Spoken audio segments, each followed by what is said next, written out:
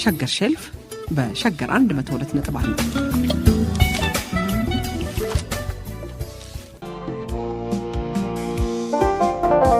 ባልደረባችን ግርማ ፍሳ ወደፊት ላሳትመው ካሰበው ትዝታ ያልሸሸው የእግር ጉዞ መጽሐፉ ይህን እንድናነበው ፈቅዶልናል። እናመሰግናለን።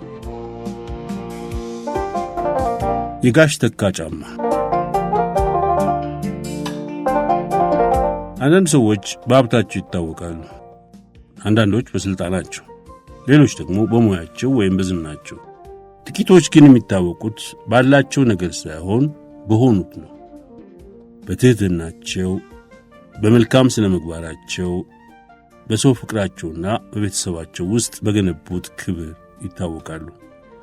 ጋሽ ተካ ከነዚህ ሰዎች አንዱ ነው። ጋሽ ተካ የጓደኛዬ አባት ብቻ አይደለም፣ ለኔም እንደ አባት መቆጥረው ሰው ነው። ከትምህርት ቤት ዘመናችን ጀምሮ የሁለታችን ቤተሰቦች ግንኙነት ከጓደኝነት አልፎ ወደ ዘመድነት የተጠጋ ቅርርብ ውስጥ ገብቷል። በዚያ ቤት ውስጥ እኔ እንግዳ አልነበርኩም። የቤቱ አንድ አካል እንደሆንኩ ነበር የሚሰማኝ። የቤተሰቡን ደስታም ሆነ ጭንቀት፣ ቀልድም ሆነ ቁም ነገር ከሩቅ መመለከቱ አልነበረም። በዚያ ቤት ውስጥ ያለኝ ቦታ የጓደኛ ቦታ ብቻ አልነበረም፣ የቤተሰብ ቅርብ ሰው ቦታ ነበር። ስለ ጋሽ ተካ ሲነሳ መጀመሪያ ወደ አእምሮ የሚመጣው ትህትናው ነው። ብዙ ያየ፣ ብዙ ያወቀ፣ ብዙ ያነበበ ሰው ቢሆንም ራሱን ከሌሎች በላይ አያደርግም። ሰውን ያከብራል፣ በጥበብ ይናገራል፣ ከማሳመን ይልቅ በምክንያት ያስረዳል። የሚያውቀውን እንደ እውነት እንጂ እንደ ትዕቢት አይሸከመውም። በሰንጋ ተራ ሰፈርም ሰዎች በክብር ያውቁታል። ለማህበራዊ አገልግሎቱና ለሰዎች በሠራው መልካም ሥራ ዘንድሮ ዕውቅና ተሰጥቶት በክብር ተሸልሟል። ለሰዎች በጎ ነገር የሚያደርጉ ሰዎች በሕይወት እያሉ መልካምነታቸው ሲታይና ሲከበር ማየት ደስ ይላል። ከሁሉ በላይ ግን ጋሽ ተካ የቤተሰብ ሰው ነው። 7 ልጆቹን በፍቅር በሥነ ምግባርና በመልካም አርአያነት አሳድጓል። በቤታቸው ውስጥ ፍርሃት አይገዛም፣ ፍቅር ነው የሚገዛው። ጩኸት አይቀድምም፣ መግባባት ነው የሚቀድመው። የልጆቹ አክብሮትም በፍርሃት የተገኘ ሳይሆን በአባታቸው ላይ ከሚያወጥ ፍቅርና እምነት የመነጨ ነው። ከዚያ በላይ ደግሞ መንፈሳዊ ሰው ነው። ቤተ ክርስቲያን ይወዳል፣ ሥርዓቷን ያከብራል። እምነቱን በቃል ብቻ ሳይሆን በኑሮ ይገልጻል። ምናልባትም ይህ ታሪክ የሚነሳበት ምክንያት ይህ ነው። እናም በአንደኛው ዓመት በሰኔ ሚካኤል ዕለት ከላፍቶ ሚካኤል ቤተ ክርስቲያን ቅዳሴ በኋላ ከቤተ መቅደስ ሲወጣ በፍጹም ያልጠበቀው ነገር ገጠመው። ጫማው የለም። መጀመሪያ የራሱን ዓይን አላመነም። ምናልባትም እዚያ ላስቀምጡትም ይሆናል ብሎ በግራና በቀኝ መፈለግ ጀመረ። ወደ ግራ ሄዶ አየ፣ ወደ ቀኝ ሄዶ አየ። የተቀመጡትን ጫማዎች በአንድ በኩል በሌላ በኩል ተመለከተ። እንዲያውም የራሱን እግር ዝቅ ብሎ አየ። ምናልባት ጫማውን አድርጎ የሚፈልገው መስሎት። ጫማው ግን የለም። ሰዎችን ጠየቀ። የኔን ጫማ አያችሁት? አላየነውም ጋሼ። ሌላውን ጠየቀ። አላየሁትም። ሦስተኛውን ጠየቀ። ምናልባት ሌላ ቦታ አስቀምጠውት ይሆናል። በመጨረሻ ግን እውነቱ ግልጽ ነው። ጫማው ተሰርቋል። የሚያሳዝነው ግን ጫማው መጥፋቱ ብቻ አልነበረም። ለበረከት ወደ ቤተ ክርስቲያን የገባ ሰው የሌላ ሰውን ጫማ ይዞ መውጣቱ ነበር። የሰው ልጅ በተቀደሰ ቦታ የሚመጣበትን ነገር ይዞ መሄዱ ምን ያህል የሚያሳዝን እንደሆነ ከዚህ በላይ ማብራራት አያስፈልግም። ጋሽ ተካ ግን ትንሽ በዝምታ ከቆየ በኋላ በባዶ እግሩ ጉዞ ጀመረ። ከላፍቶ ሚካኤል እስከ ላይኛው ላፍቶ። መንገዱ ረጅም ነበር። እሱ ግን በእግሩ መሄዱን ቀጠለ። በመንገድ ላይ የሚያዩት ሰዎች ምናልባት ገርሟቸው ይሆናል። አንዱም ግን ጫማው የት ነው ብሎ አልጠየቀውም።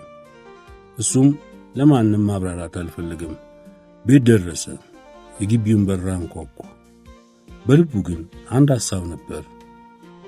ጥሩ ስታየኝ ምን ሆነ ነው ትለኛለች። በሩ ተከፈተ። እትዬ ጥሩ አየችው። ከዚያ ምንም አልተናገረችም። ጋሽ ተካ ቆመ። እትዬ ጥሩ ደግሞ ቆመች። ጋሽ ተካ እግሮቹን አየ። እትዬ ጥሩ ፊቱን አየች። ከዚያ ወደ ስራዋ ተመለሰች። እሷ ጫማውን አውልቆ እንደገባ መስሏት ነበር። እንዲህ ያለውን ቤተሰባዊ ቅርበትና ልምድ ለማወቅ ብዙ ቃላት አያስፈልግም። እሷ ለምን እንደመጣ አልጠየቀችውም። እሱም ለምን ጫማ እንደሌለው ወዲያውኑ አልነገራትም። ቁርስ መብላት ጀመረ። 1 ቁራሽ በላ፣ 2 ቁራሽ በላ። ከዚያ በረጅሙ ተነፈሰ። ወይኔ ምንም ምላሽ የለም። ሰረቁ። አሁንም ዝምታ። በመጨረሻ ግን ራሱ ማብራሪያ ለመስጠት እንደተገደደ ሰው እኔን ሳይሆን ጫማዬን ሰረቁት። እትዬ ጥሩ ያኔን የሰማችው ግን ነገሩ ያን ያህል አላስጨነቃትም። ምናልባት በዚያ ቤት ውስጥ አንድ ጫማ ከመጥፋቱ በላይ ብዙ የሚያስፈልጉ ነገሮች እንዳሉ ታውቅ ይሆናል። ጋሽ ተካ ቁርሱን ጨርሶ ሌላ ጫማ አድርጎ ወደ ሥራ ሄደ። ልጆቹ ግን እንቅልፋቸው እየተነሱ ነበር። ለሱ ግን የዕለቱን ሥራ መቀጠል ነበረበት። የጫማው ጉዳይ የሕይወቱን ሂደት የሚያስቆም ነገር አልነበረም።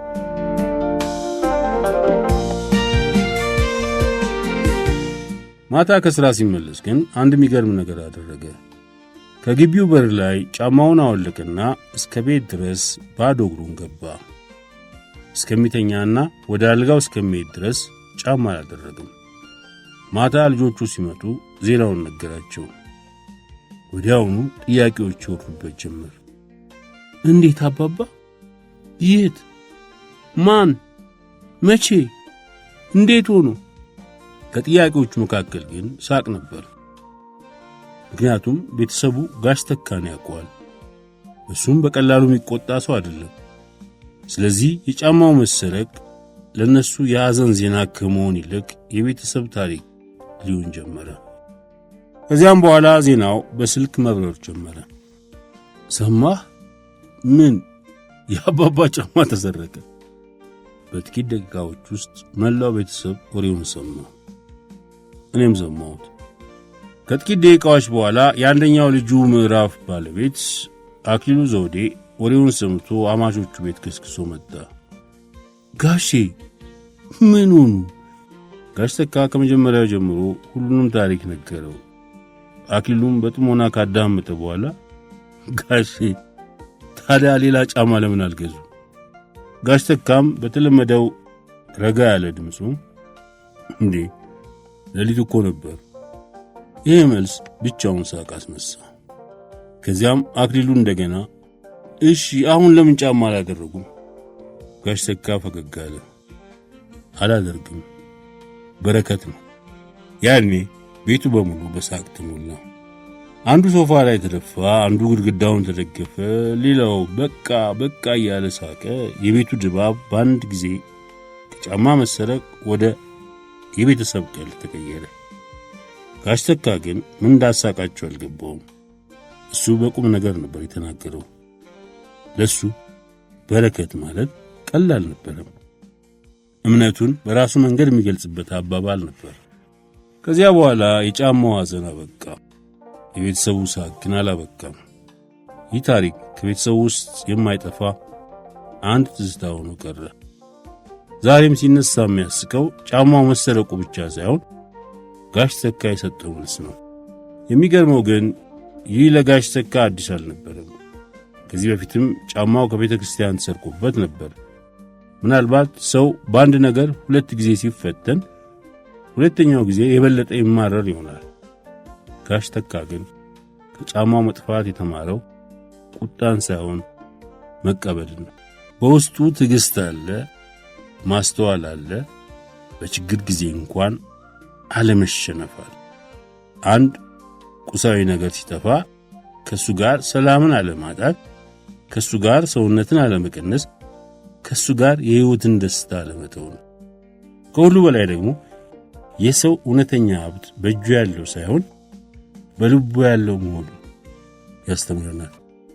እኔም ጋሽ ተካን ሳስብ የሚታየኝ የተሰረቀ ጫማ አይደለም፣ በ7 ልጆቹ ሕይወት ውስጥ የተተከለ ፍቅር ነው። በጓደኞቹ ልብ ውስጥ ያተረፈው ክብር ነው። በማህበረሰቡ ውስጥ ያቆመው መልካም ስም ነው። ከሁሉም በላይ ደግሞ ሰው ሆኖ ሰውን በማክበር የተጓዘበት ሕይወት መንገድ ነው። ሰዎች ከሰው ብዙ ነገር ሊወስዱ ይችላሉ። ነገር ግን በዓመታት ውስጥ በበጎነት የተገነባ ሰውነት፣ በፍቅር የተሰበሰበ ክብር፣ በትህትና የተገኘ መልካም ስም ከማንም ሊሰረቅ አይችልም። ጫማ ይጠፋል፣ ሰውነት ግን አይጠፋም። አንድ ሰው በባዶ እግሩ ሊጓዝ ይችላል። ነገር ግን በልቡ የያዘውን ሰላም፣ በሕይወቱ ያተረፈውን ክብርና በሰዎች ልብ ውስጥ የተከለውን መልካም ስም ይዞ ከሆነ በእውነት ባዶ እግሩን አይደለም የሚጓዘው።